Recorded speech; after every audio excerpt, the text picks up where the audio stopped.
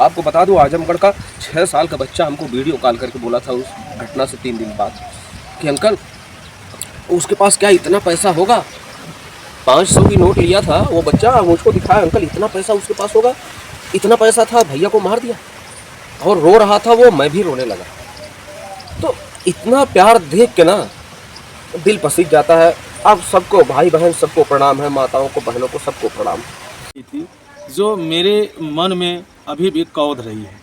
अभी वो बात आप लोगों को ज़रूर सुनवाएंगे कि एक बेटे का क्या बोल था और एक पिता के क्या बोल थे। तो सबसे पहले चलते हैं, हम राग यादव के पिताजी से बात करते हैं, उनका कुशल क्षेम जानते हैं।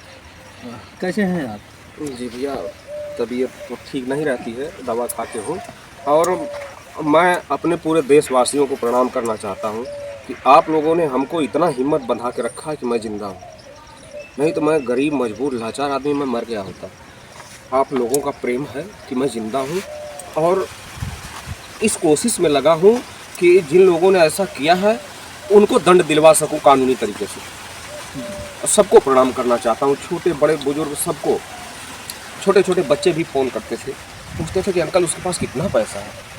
आपको बता दूं, आजमगढ़ का 6 साल का बच्चा हमको वीडियो कॉल करके बोला था उस घटना से 3 दिन बाद कि अंकल उसके पास क्या इतना पैसा होगा। 500 की नोट लिया था वो बच्चा, मुझको दिखाया, अंकल इतना पैसा उसके पास होगा। इतना पैसा था, भैया को मार दिया। और रो रहा था वो, मैं भी रोने लगा। तो इतना प्यार देख के ना दिल पसीज जाता है। अब सबको, भाई बहन सबको प्रणाम है, माताओं को, बहनों को, सबको प्रणाम।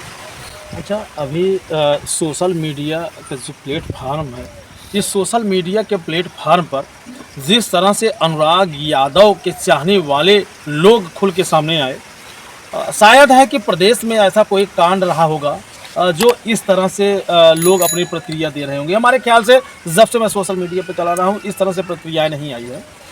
एक दिल्ली में कांड हुआ था, निर्भया कांड, उसमें एक बार पूरा देश, पूरा विश्व थर्राया था।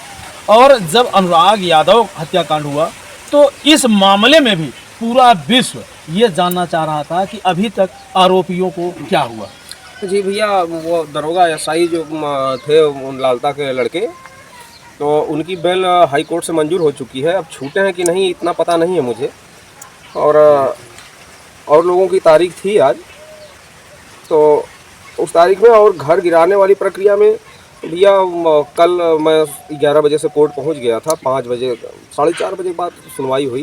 तहसीलदार साहब को भी धन्यवाद दूंगा कि उन्होंने मेरा केस, सबके केस पे डेट लग गया, लेकिन उन्होंने मेरा केस देखने के बाद ही डेट लगाया।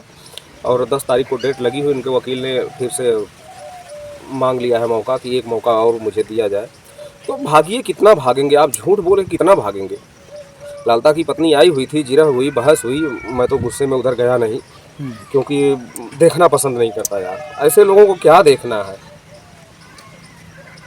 वो भी एक माँ है और हमने भी एक बेटा पाला था। हमारा बेटा देश के लिए जी रहा था।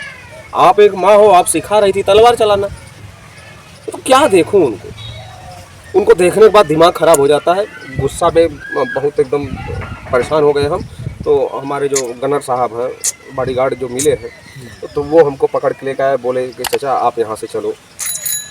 तो हम आके बाहर बैठ गए थे। फिर वहाँ क्या क्या हुआ वकील साहब लोग जाने, लेकिन 10 को डेट पड़ी है। और मुझे इतना पता चला कि एक मौका उन्होंने और मांगा है। अच्छा, जैसे मान लीजिए ठीक है, न्यायालय है, न्यायालय की प्रक्रिया है, तो डेट लगाते हैं, डेट की अगली प्रक्रिया पे उनको क्या करना है वो डिसीजन अपना लेना चाहते होंगे। तो अच्छा, क्या कह करके डेट लगवाए हैं? जैसे जो डेट लगाए हैं तहसीलदार साहब, जी जी। वो क्या कह करके डेट लगाए हैं? हाँ, उन्होंने कहा कि हमको एक मौका दिया जाए, मैं और सबूत पेश करूँगा कि ये घर उनका जो है, जो आप 40 साल, 30 साल, 50 साल पुराना बता रही लालता की पत्नी। कभी बता रही कि मैं डोली में से उतरी थी तो यहीं आई हुई थी, और कभी बताती है कि ये 40 साल पुराना है, कभी बताती है 50 साल पुराना है। तो ईंटें देख के आप लोग भी पता लगा सकते हो कितने साल पुराना है। 50 साल पहले तो ऐसा घर बनता ही नहीं था। 50 साल पहले का मेरा वो पुराना घर बना हुआ है, जो पैसे के अभाव मैंने छोड़ दिया, भाई साहब को दे दिया आपने, और मैं इधर एक अच्छा मकान लेके रह लिया। बेरोजगारी, गरीबी बहुत ख़राब चीज़ होती है बाबू। परिवार जिलाने के लिए, और कहीं जा भी नहीं पाता था कमाने के लिए। अच्छा हुनर सीखा हूँ, लेकिन कहीं कमाने के लिए जाता था 1-2 महीने के बाद घर से फ़ोन जाता था कि चले आइए प्रॉब्लम है, तो छोड़ के काम चला आता था मैं। छोटी छोटी बच्चियाँ थी, एक बेटा था, अपनी दुनिया में मैं मस्त था कि चलो यार कुछ नहीं। तो वो घर छोड़ दिया है। वो घर सन 70 में बना है। आप देखिए, इसका डिज़ाइन देख लीजिए और उस घर का डिज़ाइन देख लीजिए, और ये बताती हैं इतना पुराना। तो ठीक है, झूठ बोलने दीजिए, क्या करेंगे, उनको तो झूठ पे ही तो आधारित है। हमारे मकान को, ये कच्चे मकान को वो बताती थी कि मेरा है। ये पूरा हमारा जो करकट रखवाए हैं यार, इसको घर कहेंगे आप? मैं तो जी रहा था इसलिए कि चलो यार, हमने कुछ नहीं किया अपनी ज़िंदगी में, लेकिन बेटा है, बेटियां हैं, ये लोग काबिल हैं, तो कुछ कर लेंगे तो हमारी ज़िंदगी आराम से कट जाएगी। यार बुढ़े हो चुके हैं, 2 साल 3 साल में हमको इधर उधर भटकना नहीं होगा, बच्चे काबिल हो जाएंगे, घर पे बैठ के हम खाएंगे यार आराम से। लेकिन सब कुछ तबाह हो गया। अच्छा, जब आप कोर्ट में कल पेशी पे गए थे तो लालता यादव की पत्नी आपके निगाहों के सामने पड़ी? ये कोर्ट में आई हुई थी, और उनके रिलेशन के लोग भी थे, मैं पहचानता नहीं किसी को, तो उनके रिलेशन के लोग थे, और मीडिया कर्मी सब भाई लोग थे। तो उन्होंने कहा कि चाचा इनका इंटरव्यू लेते हैं। तो हमने कहा भैया ले लीजिए, हम कब मना कर रहे हैं, आप लोग ये इंटरव्यू ले। लेकिन वो लोग घेर के उनको ऐसा मोटरसाइकिल से लेके भागे जैसे कोई चोर भागता है। उसको लालता की औरत को? हाँ, 4 लोग घेरा बना के रखे, जैसे जेड+ सुरक्षा होती है, ऐसे घेरा बना के उनको लेके भागे, बाइक पे बैठाए लेके निकल लिए। उनको कहीं न कहीं डर था कि मीडिया के सामने आएगी, कुछ न कुछ बातें तो खोल ही देगी। जी जी, बिल्कुल बिल्कुल। अच्छा आप बताइए, बोलेंगी क्या? क्या बोलेंगी? जैसा कृत्य उन्होंने किया है वो बोलने लायक है या बताने लायक है? आज झूठ बोल रही हैं कोर्ट में, तो झूठ ही बोल सकती हैं, सच तो बोल नहीं पाएंगी। झूठ का सहारा कितने दिन लेंगी? बहुत दिन तक नहीं चलेगा। झूठ झूठ होता है, आखिर में सच सच ही होता है। आप लोग भी जानते हो, और सब लोग बड़े बुजुर्ग भी यही कहते हैं कि 1000 झूठ एक सच छुपाने के लिए आप बोलोगे, लेकिन लास्ट में वो सच ऊपर आ जाएगा। अच्छा, ये राजेश यादव एसआई जब से इसकी बेल हुई है, तो यहाँ पे आने जाने का सिलसिला लोगों का है, आ रहे हैं कि नहीं आ रहे हैं? नहीं भैया, पहले राजेश के चचा जो हैं, लालता के छोटे भाई राजकुमार जी आते थे, और अभी तो नहीं पता चल रहा है आ रहे हैं कि नहीं आ रहे हैं। हम लोगों ने भी देखा था, तो उन्होंने कुछ वक्तव्य भी दिया था धमकाने वाला, तो उसके बाद उनकी गिरफ्तारी हुई थी, 1 हफ्ते बंद थे। और राजेश छूटे हैं, तो यहाँ आएंगे कि नहीं आएंगे ये मालूम नहीं है भैया। अच्छा, आपके जो प्रधान हैं आपके गांव के वीरेंद्र यादव, उनका कहना है कि यदि जितने भी हत्यारोपी हैं जेल से भले छूट जाएंगे, अगर यहाँ इस गांव में आएंगे तो उनको इस गांव में घुसने नहीं देंगे। जी जी, पूरा गांव, अगर मैं उस टाइप का होता भैया ना, तो मेरा कोई साथ नहीं देता। सबको पता है कि शरीफ नेक बंदा है, उसके साथ इतना गलत हुआ है, उसकी ज़मीन जायदाद हड़पने के लिए उसका एक ही बच्चा मारा गया है। पूरा गांव आक्रोशित है, और पूरे गांव के अलावा महिलाएं ज़्यादा आक्रोशित है। पुरुष तो कहीं ना कहीं कमाने चले जाते हैं, कहीं ना कहीं आए थे, सब लोग चले गए, लेकिन महिलाएं जो है वो आक्रोशित है। उनका धान का खेत, धान नहीं कटने दिया महिलाओं ने, भगा दिया सबको। बोली कि वो सोने के जैसा बच्चा था, उसको मार के वो भेजा है तुमको धान काटने के लिए, भाग जाओ यहाँ से, नहीं तो हम लोग काट डालेंगे।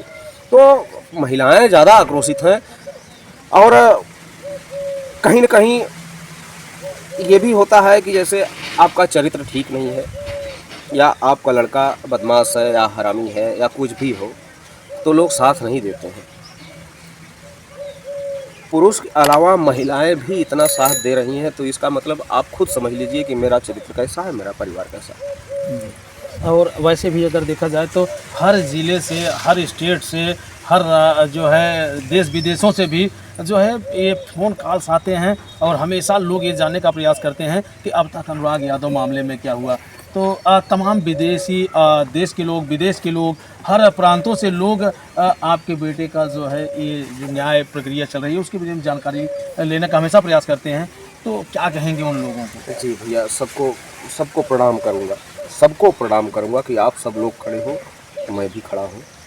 और इतना सपोर्ट आप लोगों ने किया है, और आपने मीडिया बंधु लोगों को भी प्रणाम करूंगा कि आप सब लोगों ने मिल के इतना सपोर्ट किया। नहीं तो मैं अकेला गरीब इंसान कुछ नहीं कर पाता। आज जो ये सब प्रक्रियाएं चल रही हैं ना, मैं तो अकेले घुट के मर गया होता था। लेकिन आप सब लोगों को प्रणाम है। और हमारे पास भी फ़ोन कॉल्स आते हैं, और माफ़ी मांगना चाहूँगा उन लोगों से कि जिनका फ़ोन मैं उठा नहीं पाता, बहुत ज़्यादा डिस्टर्ब आता हूँ भाई लोग, तो फ़ोन उठा नहीं पाता, उसके लिए माफ़ करिएगा। और इतने फ़ोन आते हैं ना कि पूरे दिन वही चीज़ रिपीट करते करते मैं थक जाता हूँ। अच्छा, जब अनुराग आपके साथ चलता था या अनुराग को जब आप डांटते थे, फटकारते थे, तो वो जो है क्या कहता था अनुराग? मुस्कुराता था सिर्फ। बच्चियाँ हमारी हमसे लड़ जाती थी, एक ही भाई है आप डांटते हो, तो मैं बोलता था कि अच्छाई और बुराई के लिए मैं नहीं डांटूंगा तो कौन डांटेगा। और मैं ये भी कहता था, जब वो मुस्कुराता था तो मैं बोलता था ना, मेरे पास वीटो पावर है, मैं बापू बिना मतलब के भी डांटूंगा, क्या करोगे तुम। तो हंसता था, बोलता था वीटो पावर का इस्तेमाल करेंगे तो कर लीजिए। फिर उसके बाद हम दोनों बाप बेटे ऐसे कंधे पे हाथ रख के ऐसे डालते थे। 5-10 मिनट के लिए कुछ बोल भी देता था ना, उसके बाद हमसे खुद ही नहीं रहा जाता था और वो भी नहीं रह पाता था। ऐसे कंधे पे हाथ रख के टहलते थे। मार्केट में जाते थे तो लोग बोलते थे कि अरे बापू सच में जा टहरल है। तो मैं ऐसे बोलता था कि क्या छोटू, बापू था हम लोग यार। हम लोग ऐसे हाई फाई कर लिया करते थे, बोलते थे यार हम लोग दोस्त हैं। सब लोग मार्केट में हंसते थे। और जब भी मैं कहीं जाता था बगैर उनको लिए नहीं जाता था। और मेरा बेटा ही नहीं था, मेरा दोस्त था, मेरा भाई भी था, सब कुछ था, मेरी दुनिया था, लेकिन आज नहीं। अगर यही अनुराग खेल से आज अपने देश में अपना नाम करता तो एक अलग रुतबा रहता।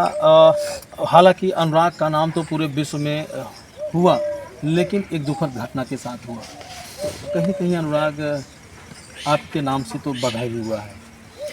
भैया कभी उसको डांटता था तो बोलता था कि तुम गलत लड़के के साथ आज टहल रहे हो बेटा। जहाँ खड़े होते हो तो लोग बोलते हैं कि रामजीत का लड़का है। तो वो बोलते थे कि पापा कोई ऐसा दिन भी आएगा कि लोग जानेंगे कि आप अनुराग के पापा हो। आज वो दिन आ गया, लेकिन इस तरीके से आया कि जहाँ हंसी खुशी का माहौल होना चाहिए था वहाँ रोना है। तो दोस्तों, अब आप समझ सकते हैं कि आखिर क्यों लोग जो है ये चाहते हैं कि अनुराग यादव के परिवार को न्याय मिले, अनुराग यादव को न्याय मिले। अब आप देख सकते हैं कि एक पिता का क्या दर्द है, एक बाप का क्या दर्द है। दोस्तों, इस दुनिया में सबसे बड़ा बोझ होता है कि नौजवान बेटे को कंधा देना। तो आज इनके हालात वही थे, इनकी स्थितियाँ वही थी और इनके दशा भी वही थे। आज इनको उसी स्टेज से होकर के गुजरना पड़ा। तो आप लोगों के तमन्ना था कि किसी तरह से भी अनुराग यादव के पिताजी एक बार आएँ और उनका किस्मत छिन जाने। तो हमने अनुराग यादव के पिताजी से बातें भी किया और अब जो डेट लगी है दोस्तों, अगली कौन सी डेट लगी है? 10 तारीख को लगी। 10 मार्च को डेट लगी है। अब 10 मार्च को ये लास्ट डिसीजन होगा, यानी तहसीलदार महोदय ने भी कहा है कि ये 10 तारीख जो है अंतिम तारीख होगी। अब इस डेट पे देखिए क्या फ़ैसला आता है। अब इसी तरह से आप अनुराग यादव से रिलेटेड खबरें देखते रहिए। तो अब क्या कहें हम इन्हें, बस इतना कह सकते हैं कि वक्त का हर से गुलाम, वक्त से हर व्यक्ति बधा होता है। जिस तरह से आपने धैर्य रखा है, बस इसी तरह धैर्य रखते रहिए। एक न एक दिन तो अनुराग यादव के हत्या आरोपियों को सज़ा ज़रूर मिलेगी। भैया देखिए दुनिया है, सज़ा तुमको मिलेगी, हमको बहुत संघर्ष करना पड़ेगा। लेकिन तकलीफ इस बात की है कि मेरा अनुराग अब नहीं आएगा। सॉरी।